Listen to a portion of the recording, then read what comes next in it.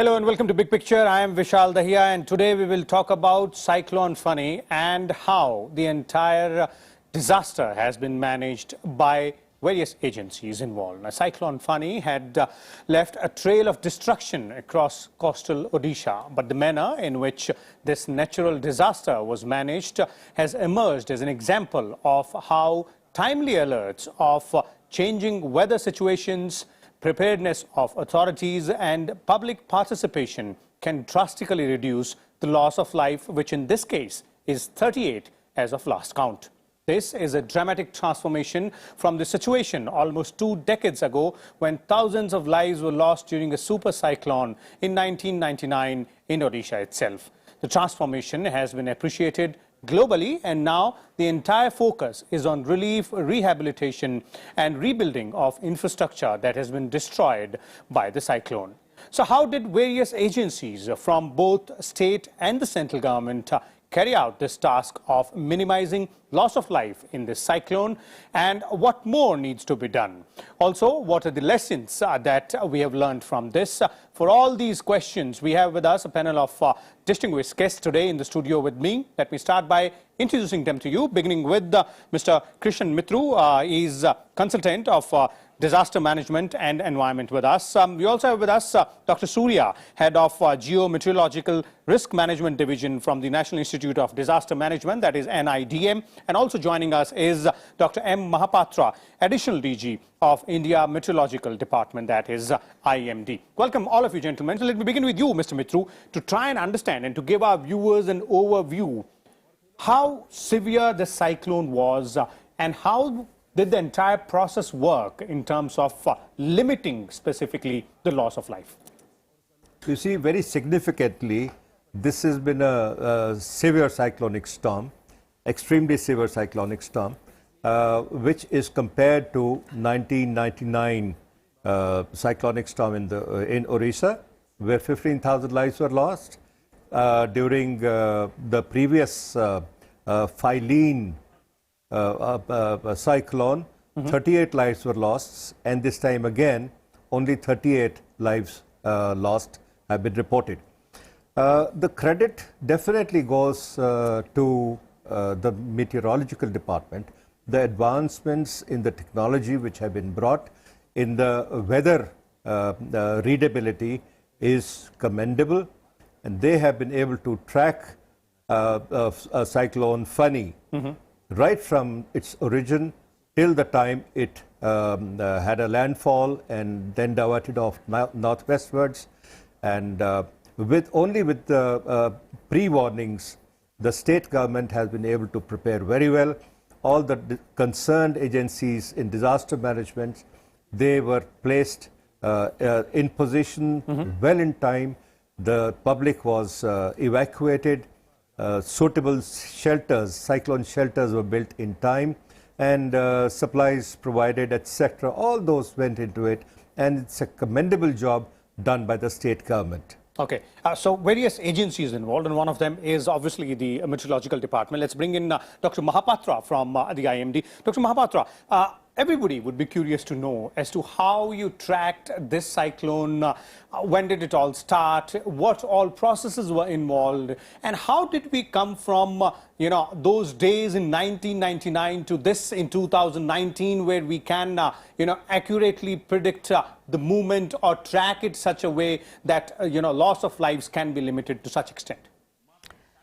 If I correctly remember, on 18th of April, while analyzing the various model guidance, we could visualize that there is a possibility of development of a low pressure systems towards 25th, and accordingly we issued on that day an extended range outlook, that is outlook for week 1 and week 2.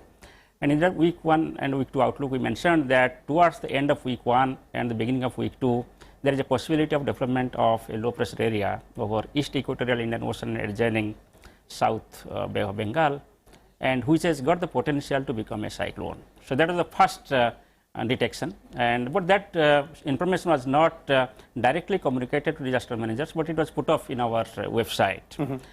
And thereafter, every day as usual we monitor, and on 21st we gave our first statement in our regular bulletin that a low pressure area is likely to develop on 26th, around 26th.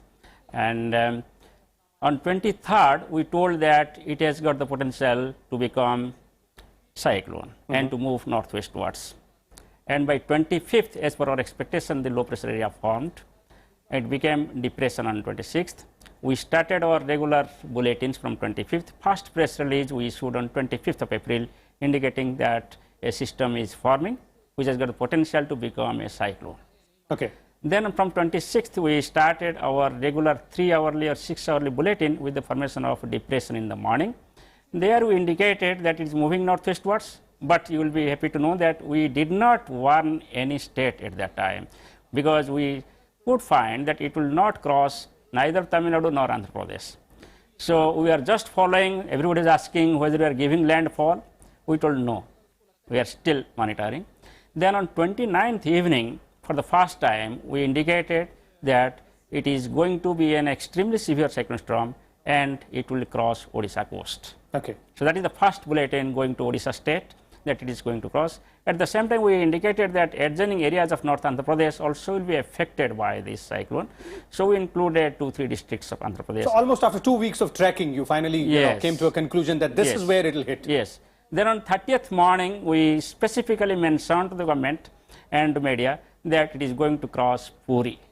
So that means more than 72 hours in advance, we specifically told that cyclone is going to cross Puri with a wind speed of 175 to 185 kmph, gusting to 205 kmph, and finally it crossed with that wind speed and it crossed that point. So that was the period, that lead period, which enabled, as Saab told, the disaster managers, general public, and other users to be prepared. Okay, so that was a very crucial aspect of it. 3 days, almost 72 hours of that lead period. Dr. Surya, I would like to bring you in here. With that amount of lead period at their disposal, the disaster managers, that is the several agencies from both the center and the state government and the general public as well, because they know in advance, but it has to be done in a proper manner, in an orderly manner as well. So how was it all achieved? And what all are the processes involved, agencies involved here? How do they work in tandem with each other? Actually, there is a disaster management system which has been worked out by our National Disaster Management Authority, chaired by Honorable Prime Minister. And in this system, actually, the top is a National Crisis Management Committee, chaired by the Cabinet Secretary himself, who had actually got all the information from the nodal agency, which is Indian Meteorological Department.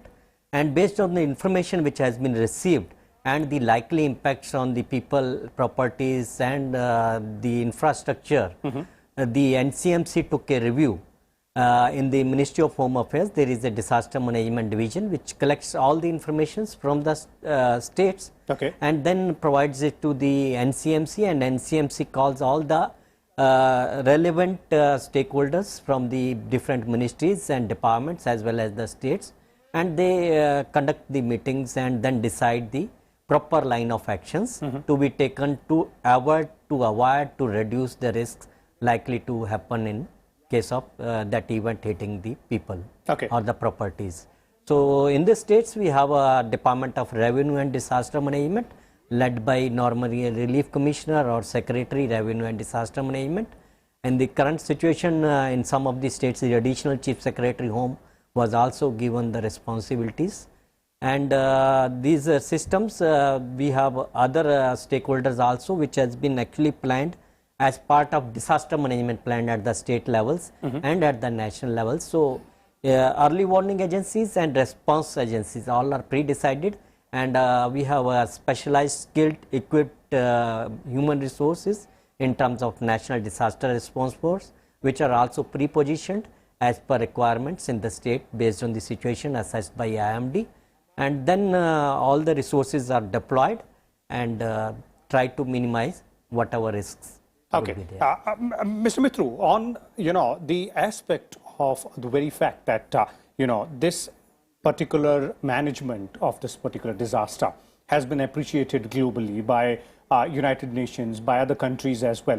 From your point of view, and you mentioned the 1999 super cyclone as well, What has changed from 99 till 2019 here in 2 decades? Obviously, early warning systems and IMD's first-hand information and a period of almost 72 hours is one. But for these agencies which are working on ground, something must have changed there as well, the way they work efficiently. How did it work? You see, earlier, India was a reactive country to disasters, any kind of disaster. We only looked forward to earthquake, or fire, or maybe floods. Such were the disasters we were looking for always. And the job was assigned to the Ministry of Agriculture. Till about end 70s or early 80s, a committee was formed under K.C. Pant, Mr. K.C. Pant, and a holistic view of disaster management was taken in that. Now, it evolved that we need to gear up the disaster management system for all the disasters under one head. Okay. Followed up, Disaster Management Authority was formed under the chairmanship of Honorable Prime Minister, and National Disaster Management Institute, NIDM, National Institute of Disaster, was also formed, along with the distribution down the state and into the district level. Thereafter, we formed proper educational curriculum, where people were trained to be disaster managers at the NDMA plus institutes like Indraprastha University in Delhi. Also, Red Cross was taking very active part in the whole development of disaster management in India. In 2005, Disaster Management Act was established, and we started following certain guidelines which were formed by NDMA and NIDM. And today, with that and with advancement of technology, improvement of technology, we have seen where technology was deployed, like in Uttarakhand. We had the technology, we did not deploy it, therefore the warnings did not come in time. Whereas in other places in the East Coast, along the East Coast, the technology has been fully deployed, and we have seen, example is Orissa, who have reacted so very well that they have managed the three principles of disaster management. That is planning, preparedness, prevention, and practice. These four principles of disaster management have been enacted by Orissa government, I think the best in the country, next to Gujarat and Maharashtra. I would suggest that other states also take up so seriously as Orissa has taken disaster management to improve their state of disaster preparedness. And unless we do that, we are going to have more and more disasters, more and more losses. We need to protect lives, we need to protect the properties, we need to protect the environment. Okay. So basically what you're saying is that the way, the agencies have reacted in this particular incident is something which needs to be emulated by others as well. Let me bring in, Dr. Mahapatra once again, since you talked about four principles of disaster management, and the first one is preparedness. And you get prepared only when you have the advanced information. Therein comes the meteorological department. You explained in detail how you guys tracked this super cyclone for almost 2 weeks before coming to a conclusion. Now, what I want to know is, and what people would also want to very much want to be, knowing here, is that what kind of technology was being used? Is it because of the advancement in technology, or is there some other form, format of planning which goes in here, which ensures that we had this beforehand information? Yeah, early warning is key to preparedness.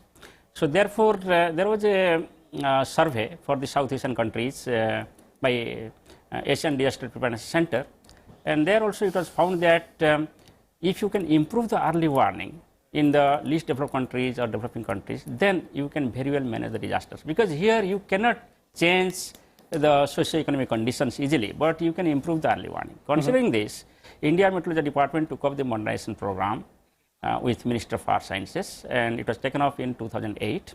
And the fruits which are seen nowadays, starting from 2013 we saw. Actually, we came with better and better forecast from 2009 onwards. So technology is the major intervention when you go for upgrading the early warning systems. Okay. Then when I say technology, actually these are especially the Doppler radars. Now, in 2004 or 5, we got only 4 Doppler radars. Now we've got 27 Doppler radars in the country. And entire coastal belt is now Doppler radars, covered by Doppler radars, which was not the case earlier. Especially in the last 5 years, all states have the Doppler radars in the coasts.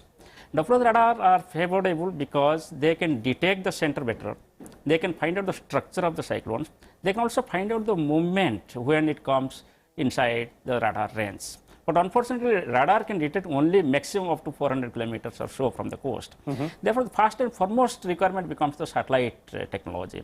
Satellite technology in India has improved significantly with Indian Space Research Organizations. At present, we have got 2 geostationary satellites, INSAT 3D and INSAT 3DR. These 2 are cascaded in such a manner that every 15 minutes we get observations from the satellites about the image of the cyclones, etc. Okay. Also, we have got another satellite called as CAT-SAT, which can provide you the ocean surface wind. But however, these are all the remotely sensed observations from the top. You need some ground truth. In Ministry of Earth Sciences, there is National Institute of Ocean Technology, which has deployed 20 floating buoys, meteorological buoys. These are the platforms where you can have the temperature, pressure, wind observations, and sea surface. And these observations are fed into numerical models. Okay. The next one is the automated weather stations. These are equipped with the sensors which can every 15 minutes or every 1 hour can take the observations. Okay. Now, Minister of Earth Sciences has gone to deploy 20 ships along the coast who can take observations every hourly with the automated weather stations. Now, based on all these observations, your game plan is not over. These observations should be utilized in an effective manner in the numerical models. So you have to go for a better technique to assimilate all the observations, to go for a better technology to communicate in real time. So what we have done actually in recent years, we have modernized each and every aspect of the early warning system, starting with observations, with all these type of observations, starting with the communication, the fastest mode of communication we have at present. Okay. Then also we have got the analysis platform. Earlier it was a manual. You were asking about Odisha Super Cyclone 99. At that time it was a manual analysis by the human being. So it was subject to error, it was delayed, and decision was not perfect. But nowadays you have got a digitized forecasting platform when you can comprehend, compare and analyze all types of observations from various direct sources or remoting sources. In addition to that, also what we have done actually, the data, you can imagine 60 GB data is being assimilated in various numerical weather prediction models at a time. So it is required for that purpose a high power computing system. Now you'll be happy to know that India is the 3rd power in terms of the high power computing system. We have got about 8 petaflop of computing facility. That means in 1 second you can have 8 into 10 to the 15 mathematical operations in that computer. That's huge. So it is, yes. So that is in that sense. Okay. Then based on this, in 2018, we introduced 2 models which has got a resolution of 12 kilometers. It can provide forecast for every 12 kilometers globally and up to 10 days. Okay. Not only that, in addition to that, what we did actually, we introduced another model by just varying the initial conditions, that is called ensemble prediction system. That is also the capacity to provide 10 days forecast. Okay. So you have got now in Ministry of Earth Sciences about 6 models on its own. Okay, Then so that's quite a a lot of ways and techniques. One thing which is a common thread here is assimilation of real-time data, and to go ahead and read and understand that data and communicate it properly as well. Dr. Surya, once that is being done, as has been very clearly explained by Dr. Mahapatra here, then it is up to the agencies which are working on the ground, those which are planning the entire relief operations and overlooking at the entire operations of how to go ahead and deal with that landfall of these kind of cyclones. Yeah, actually this information which is received from IMD as a nodal agency, they are also providing the likely impacts in terms of impact based warning. And based on these expected impacts, on the properties, infrastructure and the people. The planning is done in advance, so that the people are least affected. You can see the operation in Fani, more than 13 lakh people has been evacuated for their safety during this operation. So these people are taken to the safer sites in the safer shelters, so that they don't get affected. Okay. And similarly, all other arrangements are made for them for their food, water, medical service requirements and so on. Okay. So all this is well taken care, and for this all funds are made available to the states. Government of India already provided funds from the NDRF, National Disaster Response Fund, as part of SDRF, and some of these funds were already available with the states. Okay. Mr. Mitru, a concluding comment from you, and I'm taking it from your previous answer where you said that, all other agencies and all other states or maybe other nations as well need to go ahead and replicate this model here.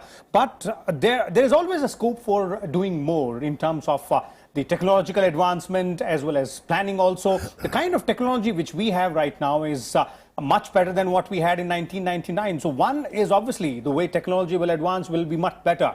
But what else apart from that to ensure that we improve it further? You see, when the present government, well, I would say BJP government, when they took over in 2014, I wrote an appreciation note to the Prime Minister, who was the chairman of Disaster Management Authority. In that, what I had perceived was that we have come of age when different agencies have now achieved some level of perfection, and there needs to be an integration between all these agencies. We find that our neighboring countries like Bangladesh, Sri Lanka, Pakistan and I think Nepal have ministries for disaster management. We have many agencies who are autonomous and working on their own.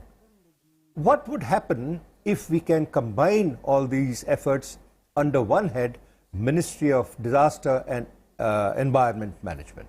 Okay. My recommendation is that. Okay, so clearly, as our panelists have pointed out, that this entire process of ensuring that the loss of life in this particular super cyclone which hit Odisha can be minimalized included a lot of processes, a lot of technology and a lot of manpower involved, which was trying to sort out the real-time data, analyze it, communicate it properly. And as our panelists are pointing out, there's always a scope for improvement, both in terms of technology as well as in terms of techniques and planning, which is being used to tackle such natural disasters. We'll come back again tomorrow with a different topic, different set of guests. Till then, keep watching Rajya Sabha Television.